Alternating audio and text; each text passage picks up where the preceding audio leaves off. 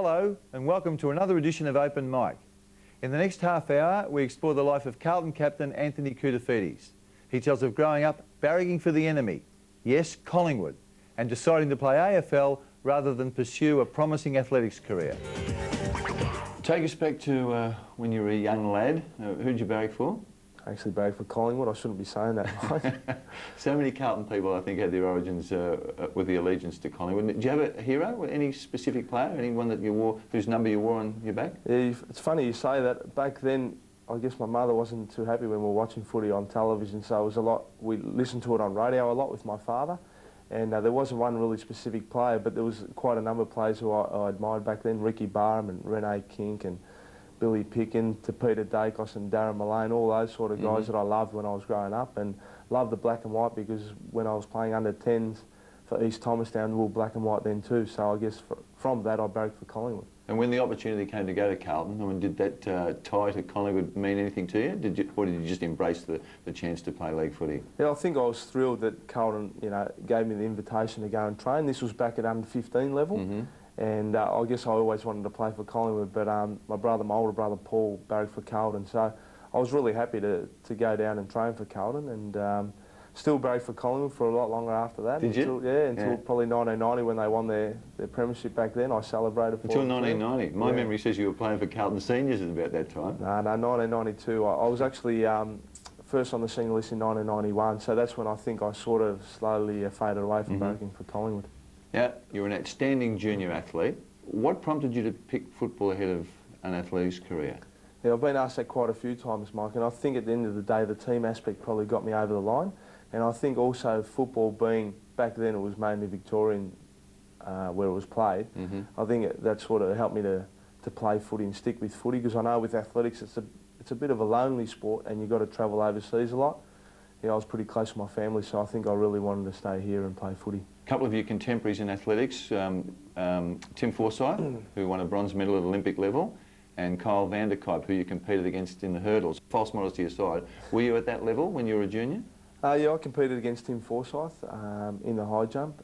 I was national champion under 15s, under 16s, and the year he won his national titles, which was the last time I competed in the high jump, we competed, I think it was in Adelaide, yeah it was, and he won that competition with a jump of 2.16 metres, and I came third on a count back at jumping 2.8 metres, which was my best back then. Some of us aren't as good on the metrics as we were on the old measure. What's 2.8 in feet and inches? I used to actually look at Justin Madden. I think he was 2.6 metres or 2.8 metres, so it was about his sort of height. Jumping over the top of Justin Madden, it puts it into context, doesn't it? Is that with or without the helmet? Without. And the hurdles, I mean, Van der Kuip and yourself, did you ever go head to head? Yeah, Kyle was 2 years older than me. He was a great hurdler, as we all know. He competed in the Olympics and he was a national champion, juniors and seniors and all that. But he was 2 years older than me. I competed against him once where he won and I came second. And I was the national champion under 17s where I broke the Australian record, and I think I held that for probably 9 years or so. So it was a pretty good day for me back then. And you mentioned your mother before. Was she reluctant to have her boys play this rough, tough game of Australian football? Yeah, she was, Mike. It's funny you say that, but the first time my older brother Paul and I went down to East Thomastown to play footy, to train actually the night, we didn't tell my mother because we knew she wouldn't have been happy about it. Yeah. So we came home, but we came home late and she didn't know where we were. So she didn't want us to play footy, and she told us, no, don't go and play, and really didn't support it at the start. But our father took us to every game the first year. But from the second year onwards, my mother hasn't missed a game since then, and loves the game and lives for it now. How did you broach the subject of needing a pair of boots or a jumper? Or look, I think that they were very generous to us and always put us first. So, if we needed boots, I mean, we never got the expensive boots. We got the boots, the cheap boots, whatever they could afford back then. Bulldog, you're credited with discovering this gem that we now know as Anthony Koutoufides. Tell us how it happened. At the time I was working, I was doing a bit of recruiting for Carlton Football Club out in the Diamond Valley League, and I had to go to Layla for a couple of weeks in a row, and I seen this big gangly kid running around. He was doing quite well, and we got him down to Carlton with the under-15 squad, and from then on he's just honed all his skills. Well, what appealed to you when you first saw him? What was it? What aspects? Just his athleticism, enthusiasm, just a natural he was really. And how many times did you need to see him before you knew that he was going to be a player? I think I've seen him about 3 times. What sort of boy was he? Was he shy? He was shy, but he did come to training with the girls sometimes. Your memories of early on, was he was he playing key position, or where was he actually No, to be quite locating honest, himself? no, he wasn't a goal kicker or anything like that. He just, where the action was, he had to be.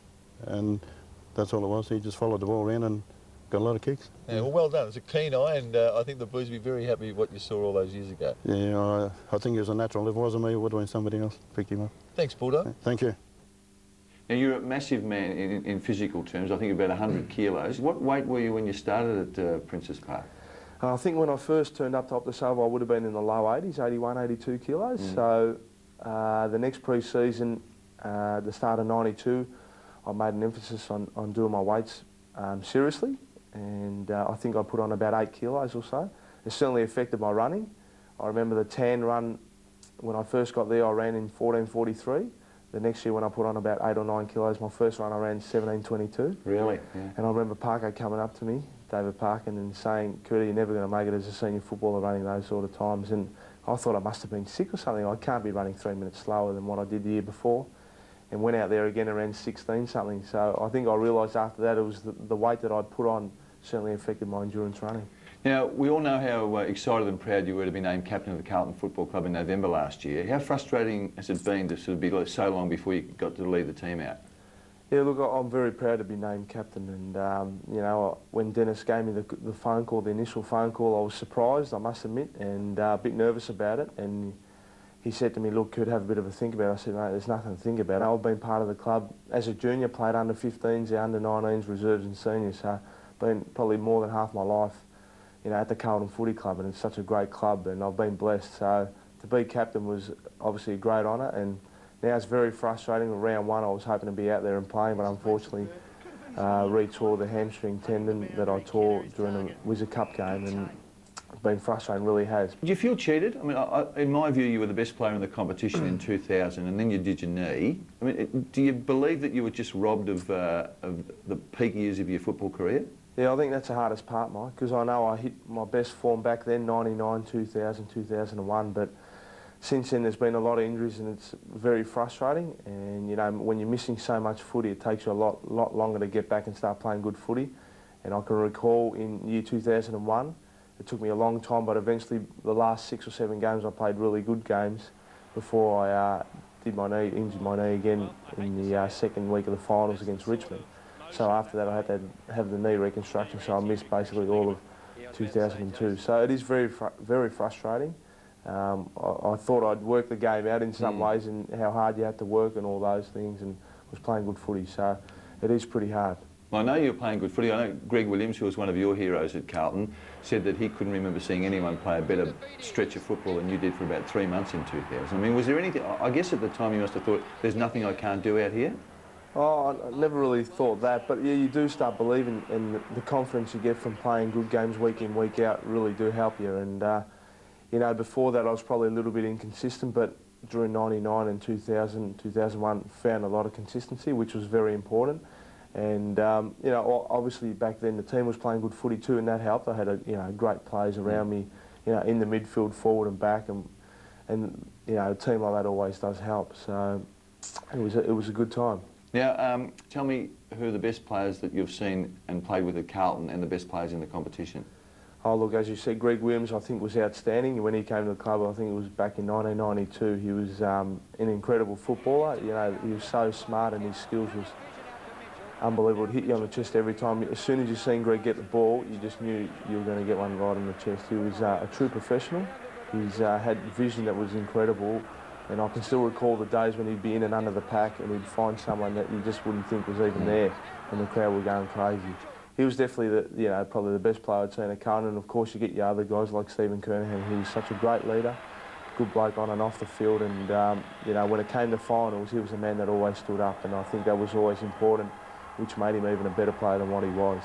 Outside of Carlton, I'd probably say Gary Ablett was probably the most exciting player that I sort of like to watch. I think the goals that he kicked were incredible, and they called him the God, and I reckon it was a good reason why they did. He certainly was. You know, when you're on the ground and you see someone like Ablett, and we all sort of just are in amazement of the level of his talents, do you sometimes find yourself just watching and being a bit of a spectator when he's on song? Yeah, you do. You find it amazing that some of the things that he did do, I mean, the goals that he kicked from the boundary line or snapped over his head were incredible. And as you said, you tend to just stand there and watch him play footy instead of concentrating on the game. You never clapped him, did you? No, never did. But I can remember Ange Christer was the same. He loved Peter Dacos. And when he first started playing, he was alongside Peter playing against him. And I think after the time he was just watching Peter Dacos, doing his magical things. Talking about Ange, where is he? Ange is actually in Athens at the moment. He's working for a cleaning company. He's supervising, I think, 15 people. He went away last year in August, late August. He felt as though he needed to get away and travel overseas, where he's got a few family members there, and he's staying with a few friends and doesn't intend on coming back at the moment. So I certainly miss him, and I think he'll be part of the Athens Olympics over there. Now, you mentioned Athens and the Olympics come round. I know it's sort of past now, but say when you were younger and it was an Olympic year, did your mind ever go back to what might have been had you stuck with athletics? Yeah, definitely, Mike. I used to always watch athletic highlights and used to tape the high jumpers, the hurdlers, and just watch them sitting there as a junior, watching them and admiring them. And the Olympics, I used to know everything about the background, the history of the Olympics, because I used to read up on all the books and things like that. I've certainly forgotten about it all now. But yeah, it's definitely when I was a youngster back, in 96, 92 and all that, year 2000, I went to the Olympics and certainly watched and always thought, where could I have gone? But it is a very difficult sport. And certainly, I don't think you get chances. I've had a few injuries with footy. If you had those injuries in athletics, they'll certainly leave you behind, that's for sure. Go back to the football career. You've played in almost every spot on the ground because you're so versatile. Is there one player that stands out that consistently gave you trouble? Yeah, I've always said Matthew Richardson. I played him twice at full back. He was at full forward, and I think the guy's certainly got a lot of talent. He's been very unlucky with the amount of injuries he's had. But certainly every second of the game that I was playing on him, I was fearing him. He had great endurance and great speed, and he's so big and strong. I just couldn't keep up with him. So no matter where he was, I always thought, oh no, here we go, he's going to get the ball. Matty, Anthony Koutoufides has said you were the toughest opponent he's had. That's one positive to come out of a bleak start to the year for the Richmond Footy Club. Yeah, well, I'll take that. It hasn't been great for our club so far this year, and myself getting injuries, so a bit of positive press. It's good, I reckon. Yeah. Now, you've spent 10 years, probably 10 or 11 years, playing and watching Kouta up close, and played on him a couple of times. What makes him the player he is? Oh, look, I think like a lot of those sort of players that talent, he's got that freakish ability to be able to do things nobody else can do. Like, he's one of the only players you see that grabs the ball one-handed. He's the instigator of that, and I think it's those little things like that set him apart. But he's just so athletic. He's strong, powerful man, and it's just a complete package overall. Has the knee injury? Have you noticed a difference in Kouta post-knee than the pre-knee? Yeah, I guess it does have an impact, and he did his knee later on in his footy career, I guess. Whereas if you do a knee early in your career, I reckon you sort of regain everything you had. But I guess later in your career it is a little bit harder. But I mean, I think he's still won a BNF, hasn't he? After he's done his knee. But different style of play. Yeah, but he seemed to be just more of an on-baller in around, and he became a really sensational clearance player, I think, since he did his knee. Whereas before that, he was more the athletic type player. So where did he sit in 2000? You remember there was a 3-month period. I don't know whether you played on him at that time, but a 3-month period in which he was probably almost the best player in the competition. Yeah, I remember the period, and there's no doubt at that time he certainly was the best player in the comp. No one could go near him, and that's why people go and watch the footy. But it's just like he'd have 16, 17 marks, 30 touches, and kick a couple of goals. Players who can do that are very rare. When you were ripping into him and creating that impression in his mind that you were the toughest opponent that he'd had, you were playing what that sort of spot between full forward and centre half forward and running? Yeah, I was playing, sort of about 40 metres out and pushing up and back. It's a good role to play, but you've got to be fully fit to be playing that sort of role. And I played on Kouta a couple of times, and it was always a great challenge, that's for sure. And you're both very athletic blokes. Did you actually think that if you ran as hard as you can, that you might test him in that endurance area? Is he strong there in endurance? Oh well, he's right up there. I wouldn't know how his times are in running and that goes, but he's obviously played on ball a lot, so he's obviously very fit. Yeah, when you get on a goal like that, it does probably give you just that little bit of extra spur to try and go well, because if you can beat a player like that, you've had a reasonable day. So you really enjoy the challenge of the Cooters and these sort of blokes. So when you outmarked him those times that he was so impressed with Matthew, did you hold the ball up and say, Cooter, here it is, mate? No, I didn't. Too much respect for the man to do that. But as I said, I love the challenge of playing on Anthony, and you never know, I might play on him again one day.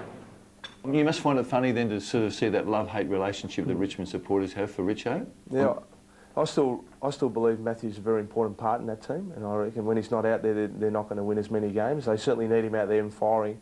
And on his day, as we all know, he's probably the best footballer going around. And that good?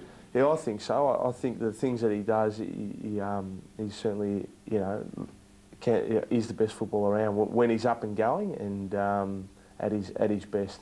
Let me take you back to the last game last year. I suspect, it's just a suspicion, that game against the Kangaroos in the final round must have been the most humiliating day that you would have spent in the Carlton Guernsey.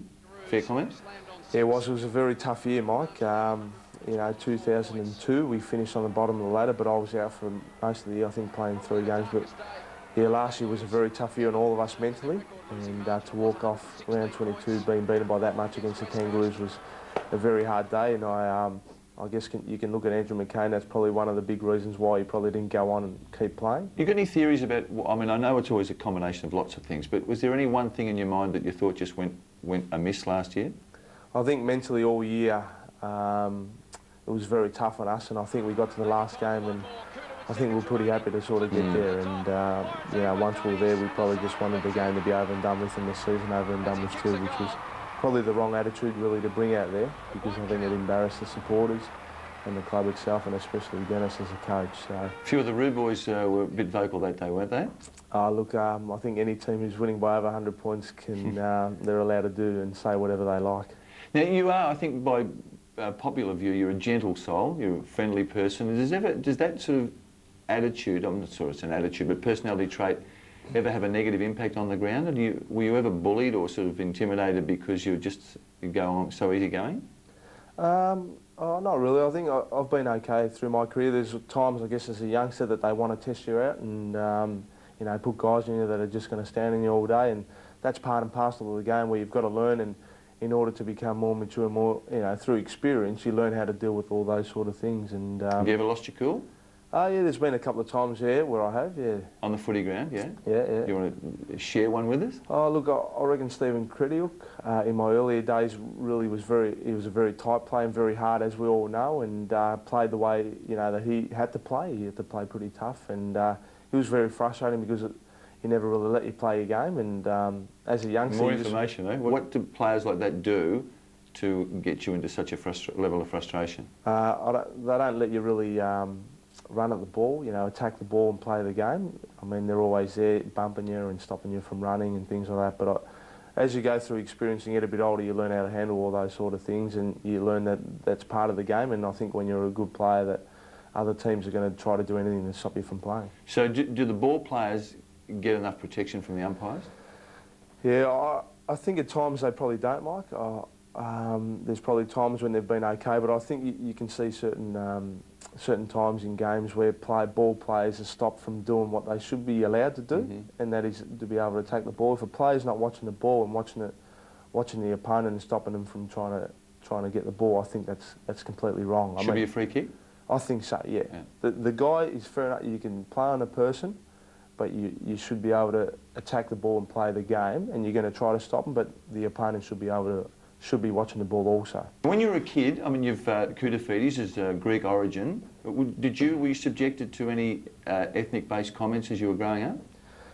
Where I lived, there was a lot of ethnics around, a lot of Australians, so it was a mixed sort of culture. And yeah, you always had your little bits of, people saying, this and that, but I've never really taken too much offence to it. I've always been proud to be an ethnic, and always proud to say that I am one. And I grew up with ethnics, and I grew up with Australians and the mix, and I only see us as humans.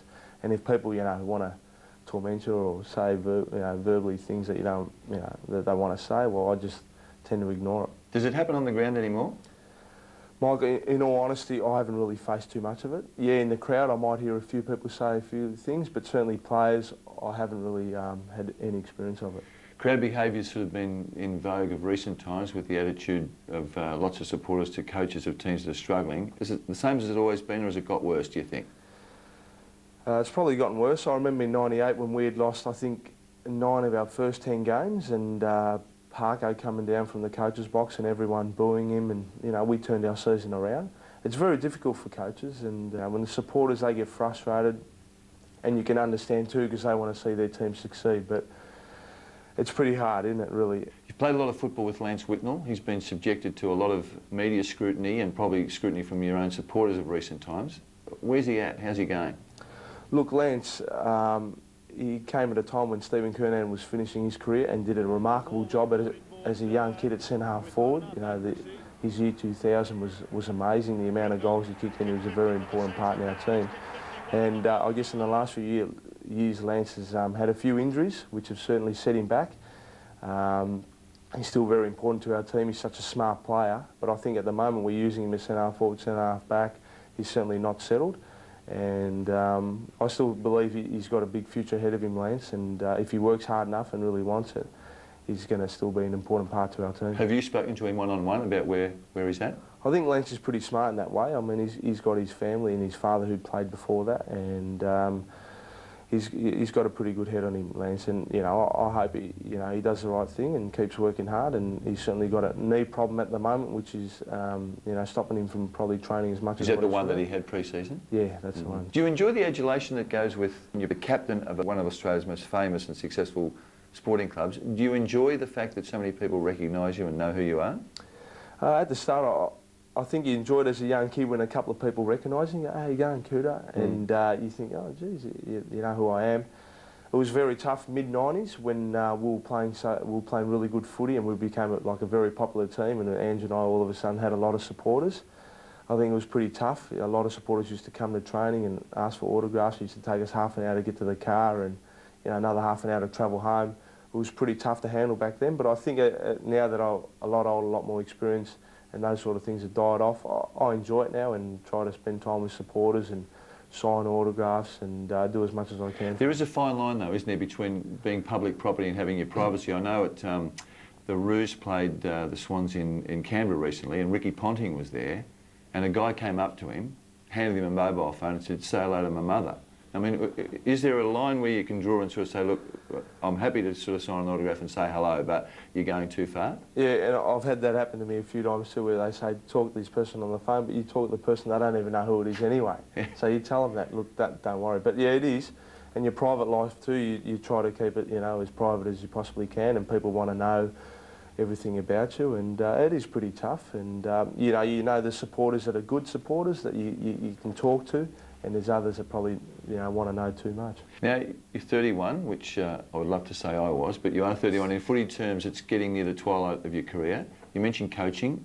Have you got any sort of aspirations at all to be involved in AFL level when you finish your football playing days? If you had have asked me that probably 2 years ago, Mike, I probably would have said no, but I'm really starting to enjoy it more now, and if there's something there, certainly at the end of my career, I'll certainly look at it, whether it's local footy, whether it's AFL. I'll definitely look at it. Have you changed since you've been appointed captain? I mean, I think there was a theory that you just went about your business in your younger days and played your footy, participated in the club, but sort of were fairly quiet. Has that changed? Yeah, I think I've had to change. Being the captain now, I feel as though I'm more obliged to say things, whereas before I just sort of stayed away from those sort of things, let the captains and other boys have their say and just stayed quiet. But now I'm a bit more vocal and a bit more, I guess, out there now compared to what I was before. And I think as a captain it's pretty important that you come across that way. And can you give a spray? Do you do that? I'm probably not the best at that, Mike. I don't like to give too many sprays, but of course if they're not doing the right thing and not putting in 100%, then you go and have a word to them and try to push them along. And I think you get your feel on the players that are putting in 100% to the guys that aren't. It's more so the younger players that probably don't train as hard as what they should, and they're the guys that you sort of try to push along. It's been a good career. Well, it's been better than that. It's been a great career. How long do you think is left in it? I still feel as though my body's good. Yeah, I've had this hamstring problem, but I had a great pre-season, and it is frustrating that I'm not out there playing, and I know it's going to take a bit of time before hopefully I hit a bit of good form. I've got 2 years after this on my contract, and hopefully, you know, I can get to the end and play as many games as I possibly can and try to play the best that I can. I'm glad you mentioned contract. I saved this till last. There was the popular story at the time was when you renewed your contract that you were going to play 5 years of football for $5 million. Is that ballpark? Was that, how was the accuracy of that claim? Oh look, there's no doubt it was a very good contract. It was a 5-year contract that David Ellison, my manager, who's been terrific over the years, negotiated for me. Was it the hero worship that motivated you to give him that monstrous contract? Apparently, I mean, rumour has it that it was worth about $4 million for 5 years. Well, you know, you're not far out, it's somewhere in that region, but, you know, I don't hero worship him. I was there when he first came to the club as a young man. He couldn't play football very well. He was just a magnificent athlete. And we at Carlton taught him how to play football. And he just became an out-and-out champion. As Lee Matthews said, you know, they asked him if you wanted to clone one player in the AFL, who would you clone, Lee? And everybody's waiting for him to talk about one of his Brisbane players, and he just said Cooter, and he's right. You've always regarded Stephen Kernahan as the best player in your time as president of Carlton. Where does Cooter sit in the pantheon of Carlton greats? Well, in my book, I ranked him 7th in my time, but he's still playing. And I do say in the book that he could move up the list. It's very sad, actually, that he's had so much injury, but he's probably the only player I've seen, he and Williams and Kernahan, who can actually take a game by the throat. If you go back to the 1999 preliminary final, and who will ever forget it if you're a Carlton That's your favourite supporter? memory, isn't it? Well, I also saw him, Carlton didn't beat West Coast by a point at Optus one day, Cooter did. And Cooter won that day in 1999. I mean, he was just phenomenal. When he was cut down with that knee injury in 2000, as people like me who are neutral, I would have thought he was the best player in the competition at that time. I think he was. Remember, 92,000 came to round 21, Carlton and Eston. Eston had won 20 games, Carlton had won 13, and both Bradley and Cooter got injured that night, and it ruined our chance to win the flag. But I just hope now he's captain that he gets a real opportunity to show his great skills, because he is brilliant. There's nobody, he's the one player in the AFL, I think, that you cannot tag up on. And that's, you know, even Hurd, I mean, it's hard to stop Hurd, but Cooter is impossible to match up on. Were you embarrassed when you were dubbed the $1 Million Man? Yeah, I was embarrassed because I never felt as though, you know, I should be the highest paid player. I know there's other better players out there that have done great things in their career, and I still believe I've given the club a lot too, and at the end of the day I think it all evens itself out, and the club is happy now. I'm still happy with what I'm getting, and we can move on and play some footy now, hopefully. Good luck for the rest of the season, Anthony. Thanks, Mike. That was part 1 of Open Mic with Anthony Koutoufides. Next week, in part 2, we meet Cooter's family and explain why the number 43 is still on his back. So you asked for footy? No, I was presented with it, but always